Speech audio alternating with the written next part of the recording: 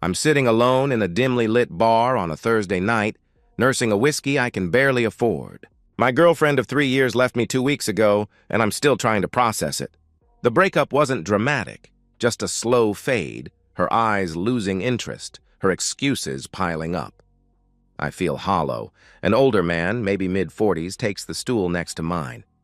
He's well-dressed but worn, like someone who used to care about appearances but doesn't anymore.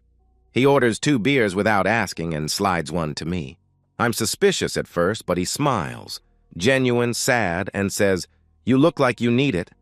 "Thanks," I mutter, accepting the beer with a nod. We start talking. He asks about my life, and I mention the breakup. He listens without offering shallow advice, which I appreciate. Then he mentions my father's name. I freeze. My dad passed away 5 years ago. The old man, his name is Michael, tells me they worked together at a construction firm in the early 2000s.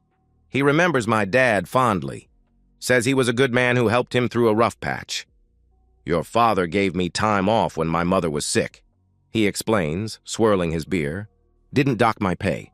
Didn't ask questions. Just said, family comes first. You don't find bosses like that anymore." I nod, feeling the familiar ache whenever someone mentions Dad. "That sounds like him," I respond softly. Michael seems to understand, giving me space to process before continuing. "That's why I'm here," he admits finally. "I saw you a couple times when you'd visit the site as a teenager. Recognized you when you walked in. Figured I'd return the favor your dad did me." Michael talks about life, about how relationships are fragile, how trust is everything. His voice is calm but heavy, like he's carrying something unbearable. He buys another round. Then, as the night wears on, he leans in and says, "I need a favor, a big one, because I knew your father and I trust you." "What kind of favor?" I ask warily. He looks at me with hollow eyes and says, "I need you to record something, a story. My story. And then, I need you to show the world what betrayal really looks like." The bar has emptied around us, just a few stragglers nursing their drinks in the corners. The bartender wipes down the counter, glancing occasionally in our direction. Michael's eyes hold mine, unwavering. There's something in them that makes me uncomfortable. Not danger, but desperation. The kind that comes from a man who has nothing left to lose. "What happened to you?" I question. Michael finishes his beer, stares at the empty glass, and answers, "I married the love of my life, and she destroyed me." His words hang between us, heavy with a promise of something dark. I should walk away. I should tell him I'm not interested in whatever this is. But there's something in his voice, something in the way his hands shake slightly as he sets down his empty glass, that keeps me rooted to my seat. "Tell me," I say, and I can hear the resignation in my voice. Maybe it's because I'm broken too. Maybe it's because I want to know how much worse it can get. Or maybe it's just because he knew my father. And I've been missing that connection for 5 years. Michael nods, his eyes fixed on some point in the distance, and begins to speak. "I met Catherine in my junior year of college," Michael begins. "I was studying engineering, head always buried in textbooks. She was taking art history, vibrant, passionate, full of life. We shouldn't have worked. She lived for spontaneity. I thrived on routine. But somehow, we balanced each other perfectly." Michael describes their first date, a disastrous attempt at making dinner that ended with them ordering pizza on his apartment floor, laughing until 3 a.m. How she dragged him to art galleries and jazz clubs, expanding his world beyond equations and blueprints. How he taught her to appreciate the beauty in structure and planning, in building something that lasts. "We married young, both 24, he continues. "The wedding was small, just close family and friends in her parents' backyard. Catherine wore wildflowers in her hair instead of a veil. I remember thinking I'd never seen anything so beautiful." He talks about their life together, the tiny apartment they could barely afford, the Saturday morning breakfasts that became their ritual, the way she'd paint in their spare room while he fixed things around the house. 10 years later, they bought a house in the suburbs. Nothing fancy, but it was theirs. They planted a garden together, made plans, built a life. 5 years into our marriage, we decided to try for children, Michael says, his voice growing quieter. After months of nothing, we saw a specialist. The diagnosis was clear. I was sterile. Childhood mumps, they said. Catherine cried that night, not because she blamed me, but because she hurt for me. She held me and said it didn't matter. "We have each other," she told me. "That's enough." For years, he believed her.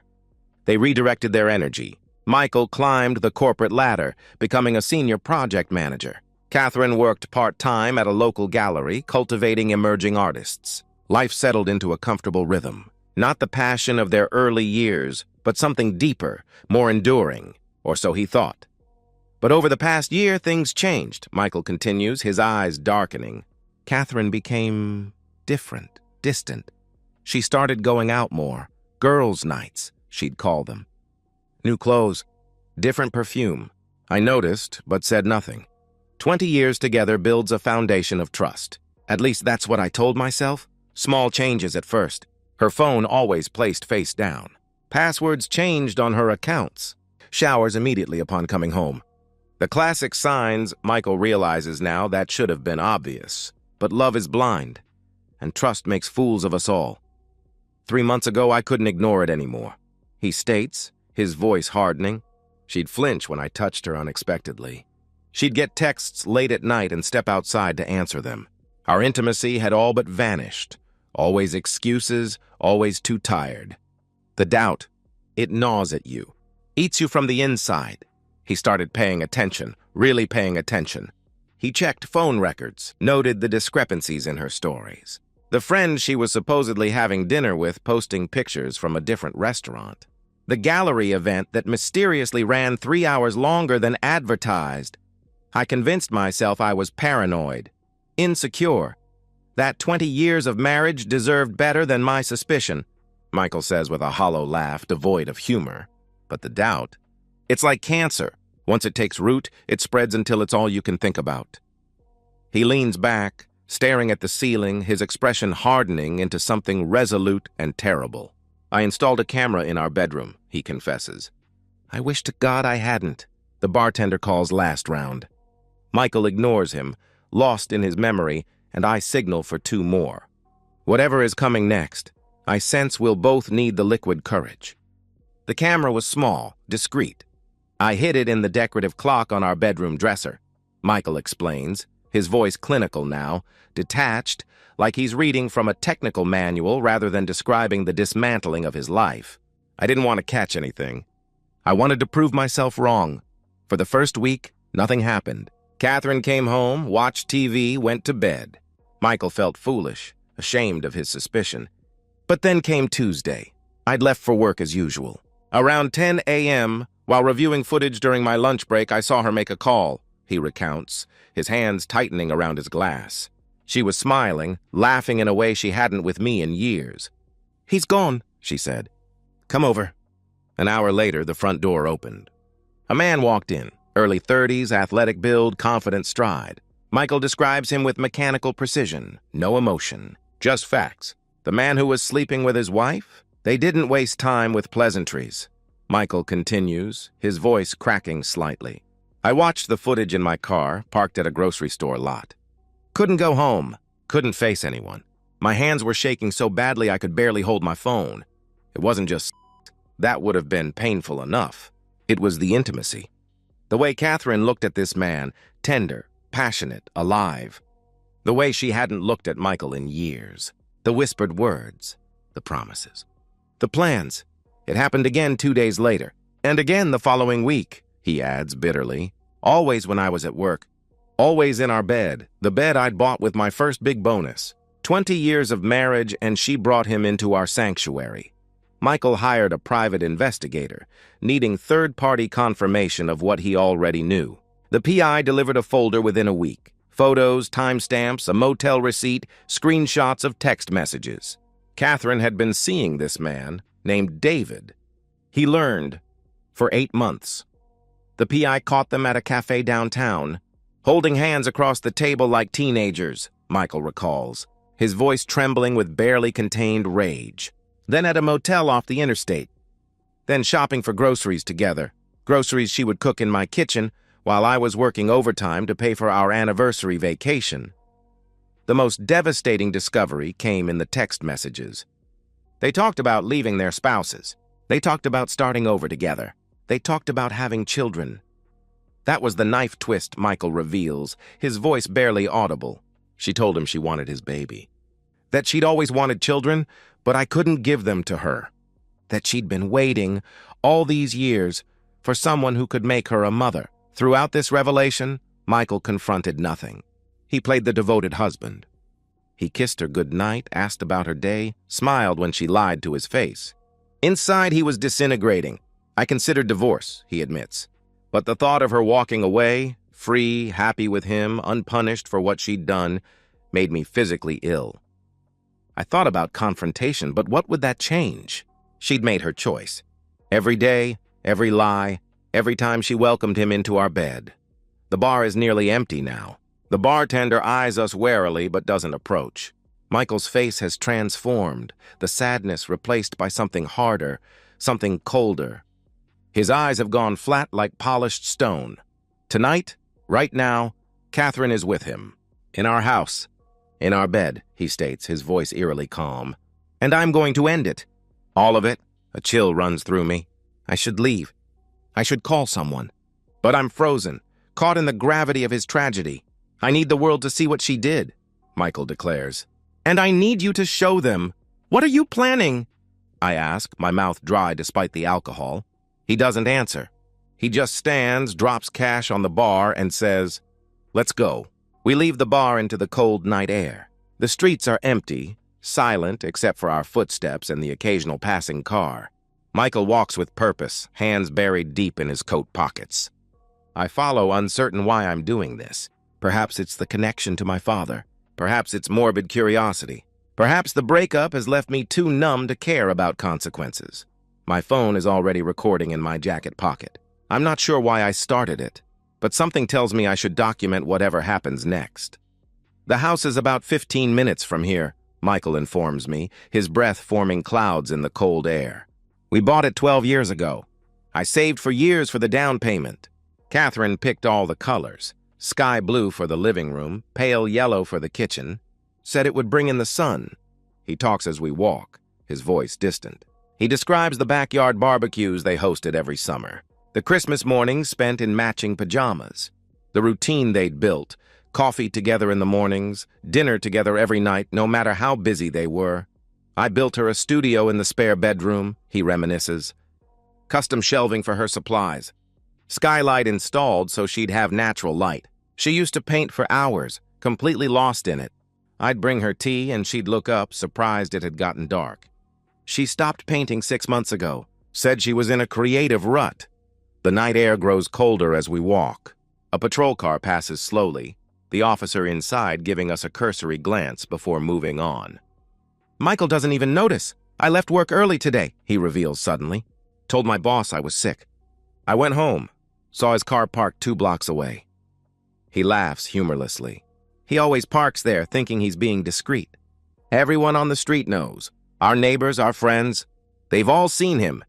They all know I feel sick, not just at the thought of what Michael might be planning, but at the public humiliation he's endured, the collective silence of those around him, too uncomfortable to speak the truth. Why me?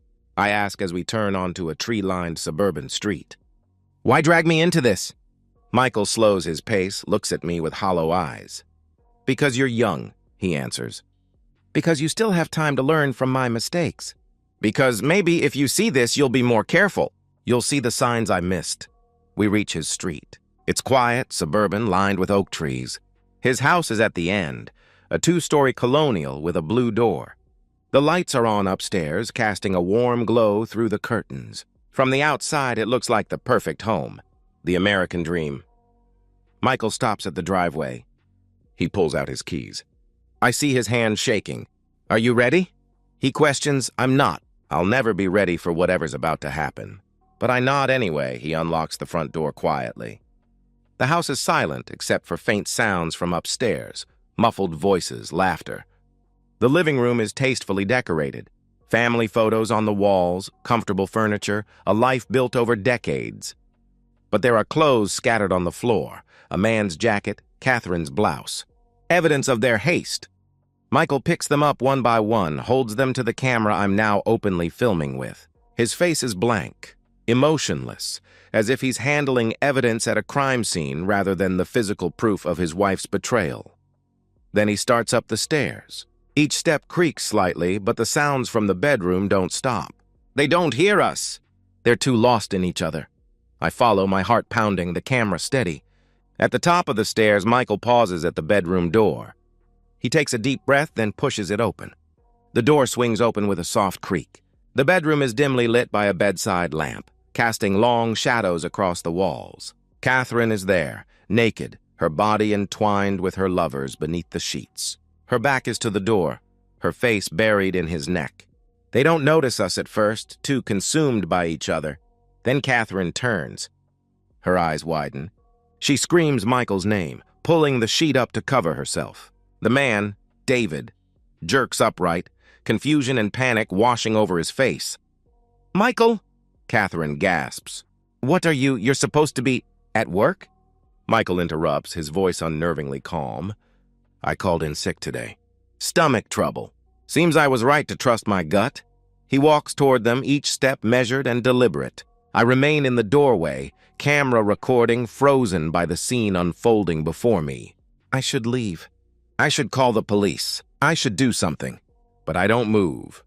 Catherine is stammering, crying, words tumbling out. It's not what it looks like. I can explain. "Please, Michael," she pleads. "Not what it looks like?" Michael retorts with a hollow laugh. "You're naked in our bed with another man. Please, enlighten me as to what this actually is." David is scrambling to get dressed, apologizing.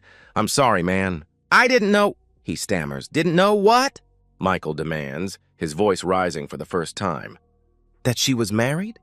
That this is my house, my bed? You didn't notice the wedding photos in the hallway? The men's clothes in the closet? Or did you just not care?" Michael lunges forward suddenly, his fist connecting with David's jaw. The younger man falls back onto the bed, blood streaming from his nose. Catherine screams, scrambling to the headboard, clutching the sheet to her chest. 20 years, Michael says, his voice breaking. 20 years, Catherine. Was it worth it? Was he worth it? She's sobbing now, mascara running down her cheeks. "I'm sorry. I'm so sorry. I was lonely. You were always working. We stopped talking. I needed," she whimpers. "You needed what? To humiliate me? To destroy everything we built?" Michael interrupts. He reaches into his jacket. My breath catches as he pulls out a revolver, old, heavy, worn. Catherine's scream turns into a choked sob. David raises his hands, blood still dripping from his nose. "Please," he begs. "Please, I'm sorry. We can talk about this. The gunshot is deafening in the small room." David collapses, blood spreading across the white sheets. Catherine's scream is primal, tearing through the air. She scrambles backward, falling off the bed, hands raised in front of her face. "Michael, please!" she sobs, her voice barely audible through her tears.